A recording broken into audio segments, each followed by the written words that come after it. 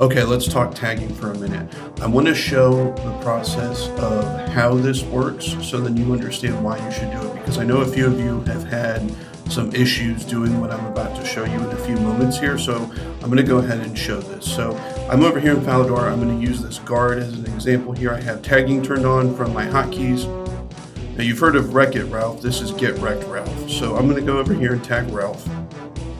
Now I'm going to attack him, and when he respawns, he's going to stay tagged because NPCs, the tag it's tied to the character, so he's going to stay tagged. Watch. Okay, Ralph is now back with us. I'm going to go ahead and tag all. Now watch what's going to happen.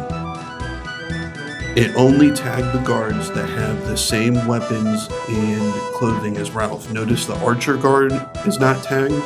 And you can see the guards that only have shields and no weapon are not tagged because they're not the same as Ralph.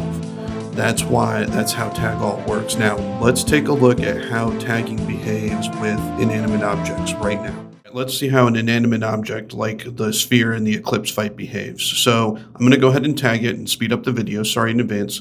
So I just hit tag on this. Let's see if that sphere behaves the same way Ralph did.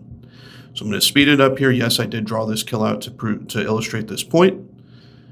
And here comes the sphere. It's not tagged. So what that tells us is inanimate objects don't necessarily behave like NPCs. Each ID is different. So in order to get this sphere to be tagged every single time and see where it's actually at, you have to hit tag all. So now this time when the sphere shows up, and then any other time you go into this encounter, that sphere will be tagged. You have to hit tag all.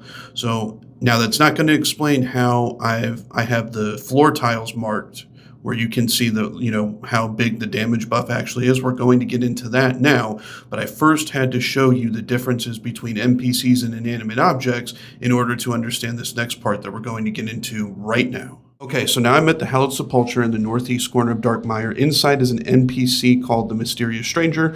We're going to go in and select tag all on this Mysterious Stranger because we want its unique ID to be tagged everywhere in the game. This stranger shares a unique ID with a bunch of random things in the game, especially thrown objects. As you're going to see here in a moment, it also shares a unique ID with the floor buffs at Moons of Peril, so you can see how big it actually is. This is how tagging works and why it works and why you should hit tag all on the stranger. I hope you found that this is helpful for you. I will see you on the next part. Take care, everybody.